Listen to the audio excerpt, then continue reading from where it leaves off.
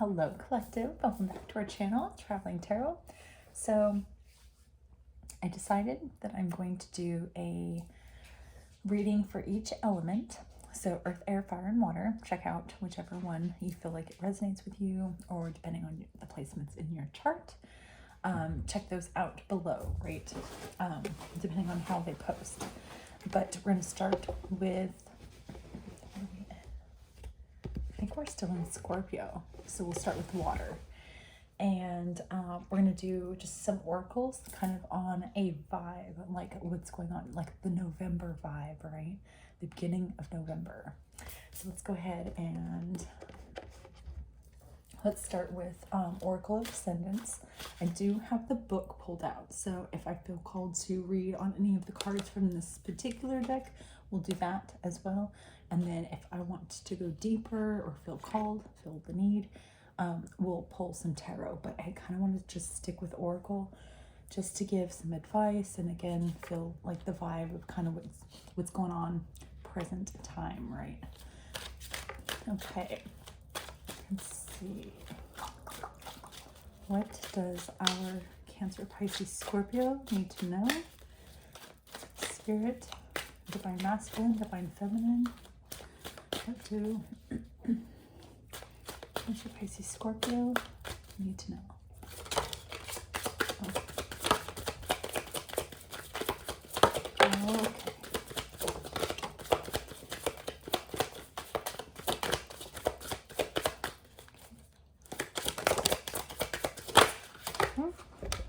Okay.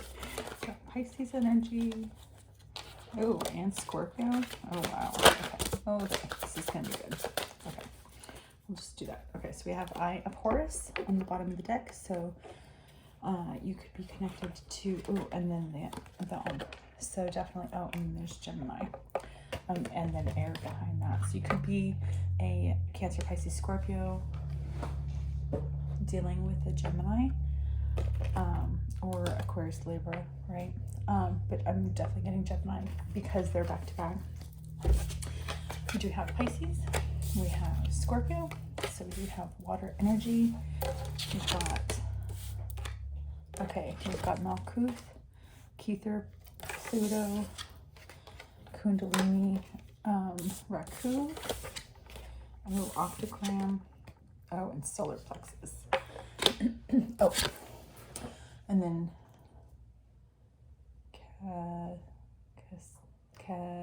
Casillas. I don't know how to pronounce that. I'm not gonna lie. I just know it's like the healing symbol.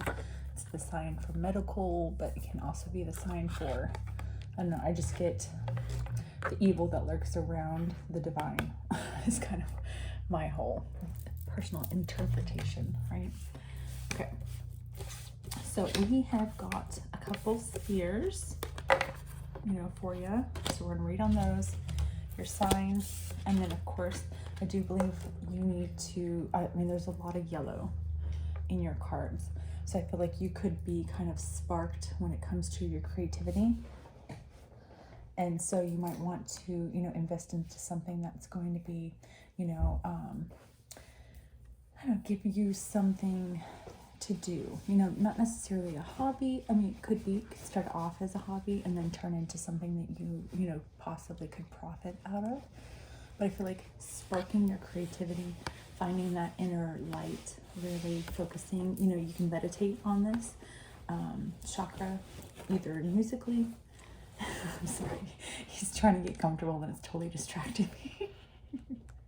Okay, so you can meditate on this chakra, or you can really kind of just get in touch with anything creatively that you feel called to do, whether that be dance, music, you know, art, you know, it could truly be anything artistic, in a sense that, you know, brings you joy, truly joy from the inside out, right? Helps you shine from the inside. Possibly something that's healing. I am getting a little bit of a warning with the Pluto and this healing here. This is not a good sign, so definitely, you know, if you feel called, you know, seek the proper help when need be. Okay, let's go ahead and read on the cards. Cancer, Pisces, Scorpio. Cancer, Pisces, Scorpio. Okay.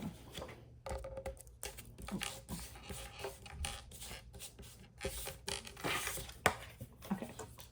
Kether is keyword crown, is the first sphere of the tree of life, found at the top and referred to as the crown of the tree of life. It represents the creator of the divine and the energy out of which all things are created. Kether acts as the divine of light and dark reflected into the next two following spheres of the tree of life, the Bana and then the Kokma, I think is how you pronounce it. Okay, let's see.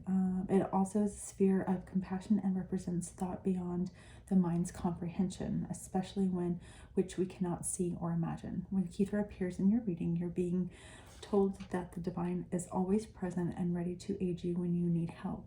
Have you asked for help? If so, have you paid attention to how that help is being presented? Let's see, separation is key here. Distance yourself from any situation in order to see beyond it. So I definitely see that. It's almost like seeing through the veil, right? And right now the veil is very thin. So a lot of deception is being, revealed, especially with the full moon, right? Like this is pretty significant. Let's see. Okay, Malkuth, which this is kind of like, this is an overall connection to spirit, right? Possibly being more connected, stepping back. You could possibly need to step back and, of course, meditate more, right? I feel like you have some healing to do, collective. I'm not going to lie. I feel like at this point in time, I feel like you almost have this, it's almost like you need to take time out for yourself, right? Pluto is, we're going to read on Pluto. But change is happening, right? Change is happening now. And I feel like that's what you're becoming aware of, right? You see through the veil. You see the connection to source, right? To your angels, to your spirit guides, to, the support that you see around you spiritually. Like, right? Like, I feel like you are focused on, seeing things more clearly at a higher consciousness, right? Just being elevated, right? You could be seeing 3 a lot, but I feel like you are possibly healing. You could be healing to other people with something that you do creatively, Let's see.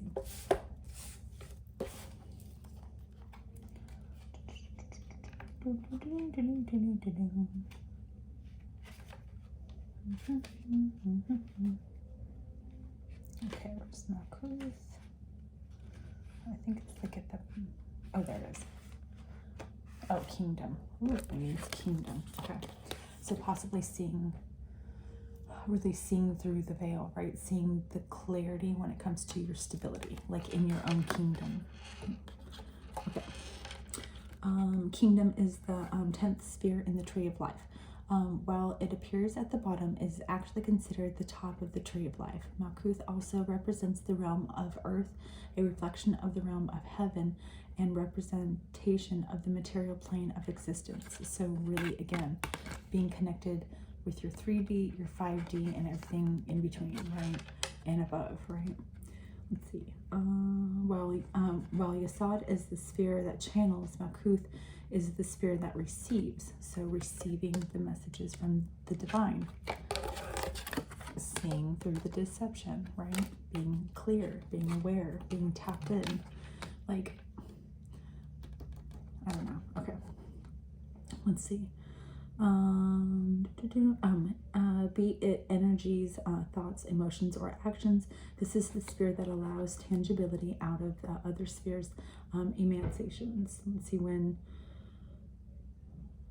Malkuth appears in your card, you're being reminded that all things are a reflection of the divine and the grand design. Why is this situation happening in the way that it is, which always know that is for you, not to you, because there's always a lesson in everything, either a life lesson or a love lesson. It's just a matter of how you're interpreting what you're going through, right? And I just saw 10 minutes on the clock, so it's like your new beginning, what you're investing into, your brand new cycle, right? Okay. Let's see. If you look at the situation from higher consciousness, right? Keeper, are there ties to other situations? All things have a plan, and Nakuth reminds you to be patient, for it is all in the deeper grand, in the grand design. But I heard in the grand scheme of things. So, however that resonates. So possibly seeing through deception spiritually in the scheme of things. So there could be something that, you know, you need to heal from spiritually. I feel like, especially with Kundalini and Raku, you know, your Kundalini rising, that's like healing your inner self, seeing spirit on a higher level so that you can have that ascension that, you know, you're looking for, like your soul is seriously looking for, right? And then with Pluto here, it's like, okay, it's like things are happening, changes are happening so that you can have this Kundalini rising, right? Okay. Actually, let's just go ahead and read that, and then we'll move on to your next one, your next oracle. Okay, where did it go, Kundalini? Oh, look at that. Boom shakalaka. Okay, also referred to as the Tibetan fire serpent in Reiki. Reiki. Lord have mercy. I just heard Rafiki. I love Rafiki. Okay, so Mufasa, right? Lion King. I just heard Hakuna Matata. Getting a lot of Lion King all of a sudden. So Rafiki, whatever that means to you, right? Let's see. Is the sleeping serpent that awakens during the attunement. It opens to the central channel of the spinal cord, which also is the Kundalini fire, also where Kundalini fire travels. Lord have mercy. So you could have a hard time opening up so that you can, you know, maybe something's blocked, right? Okay, depending on how it is used, it can either ground energy into lower chakras or push energy upward into higher chakras without allowing it to release through the crown chakra. The fire serpent connects and opens all chakras, allowing balance and harmony. So literally balancing all your chakras so that you're going from the base, your root chakra, all the way up to your crown, right? Actually, and beyond, honestly. Let's see. The fire serpent connects and opens all chakras, allowing balance and harmony. When it appears in your cards, you're asked to draw upon the primal energies of creation within yourself to help heal, balance, and bring restoration. Bring resolution to a conflicting issues currently affecting your life. So, okay, interesting. If there are current situations that are less than desirable, you are reminded to draw upon your creative mother fluffer solar plexus, right, and your root chakra. Where is it at? Creative root energies, the fire within you, to cleanse and balance, release, and restructure. So, yeah, I said, what was it? Interesting. Okay, so I feel like you possibly are completely regrouping because you are having an Kundalini rising. You are going through some healing in your life, possibly emotionally, right? You could be dealing with another water sign, but you could be following just a lot of your intuition and your emotions, right? We are in Scorpio energy. I love it when the cards come out just like this, especially with it being water signs, right? This is kind of perfect. Okay, so let's go ahead and get, oh, actually, let's do this one. Okay, divine abundance for Cancer, Pisces, Scorpio. November vibe. Cancer, Pisces, Scorpio. Okay. Cancer, Pisces, Scorpio. They're like not wanting to come out. Let's see. Cancer, Pisces, Scorpio.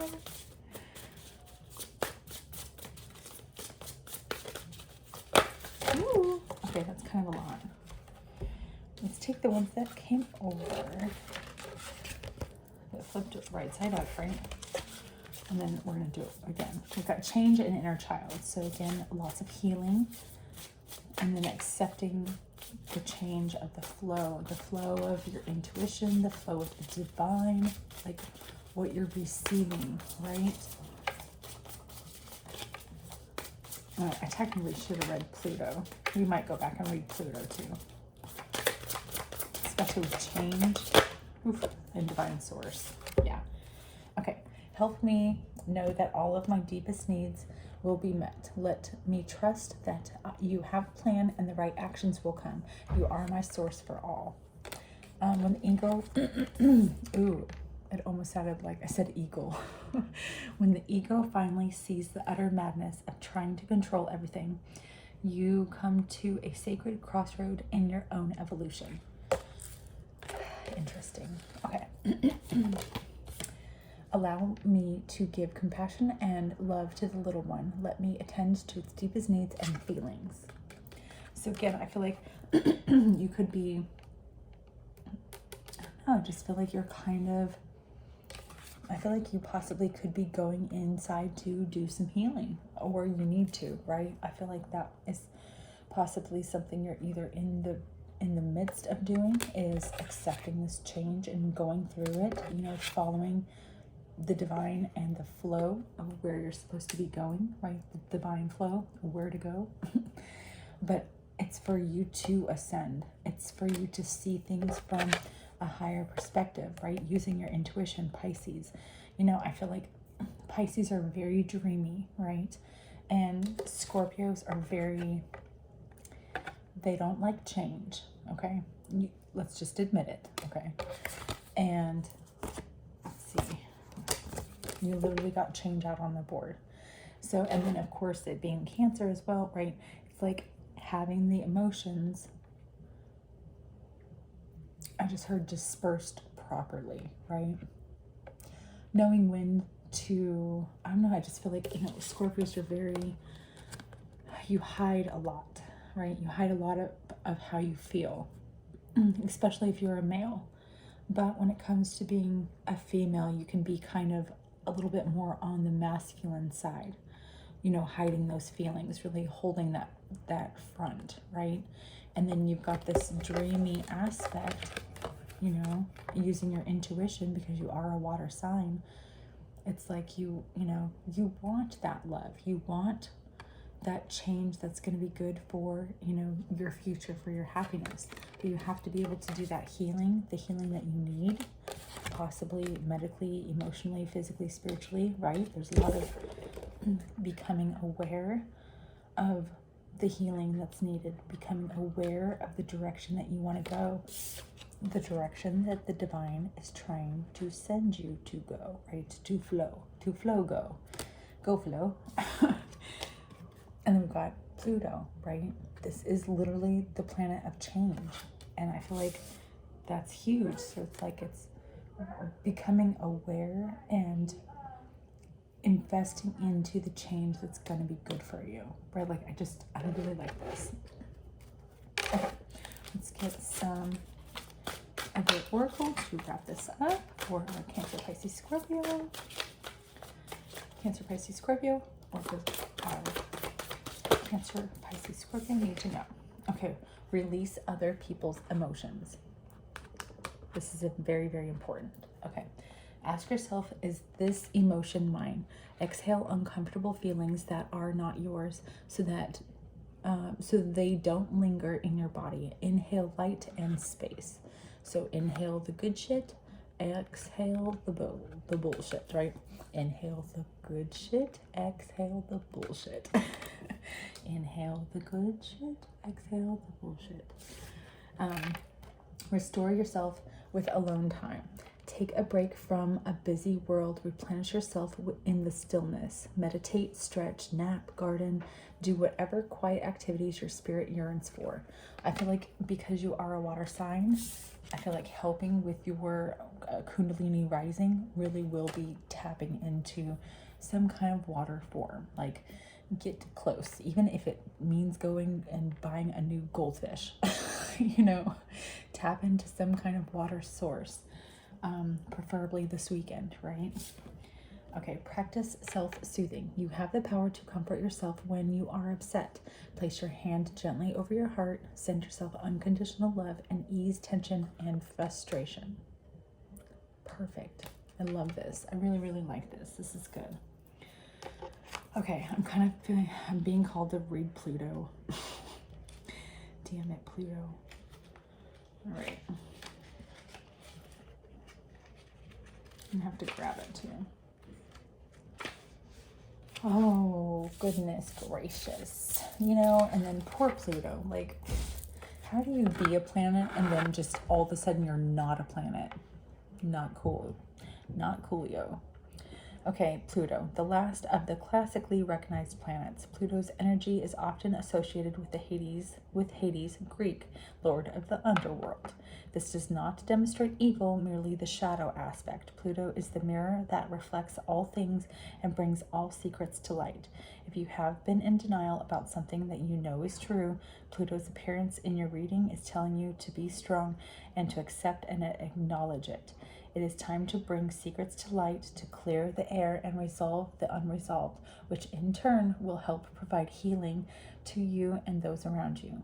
Pluto can be cold, commanding, and dark, but its shadow aspect reminds us that there must always be light and shadow in order to have balance in the cosmic order. Mother fluffer. Boom shakalaka. Literally, that's exactly why. So you've got a lot of healing to do, possibly. Down, deep, deep, deep down inside. Do that for yourself and for the divine and for the people around you, the people that care about you, right? And then you're able to move forward. You're able to accept that change. You see things for the way they are, right? You become spiritually enlightened, and then you feel it. You feel it from the inside out. You feel that kundalini actually rising because you're focusing on what is going to bring you that inner power again. Oh, I love this. This is incredible. Okay, if this resonated in any way with you whatsoever, 22 minutes and 22 seconds on the clock. Literally, I just saw it. Hit the like and the subscribe down below. Help our channel grow. And until the next episode, happy trails, collective. Feathers up.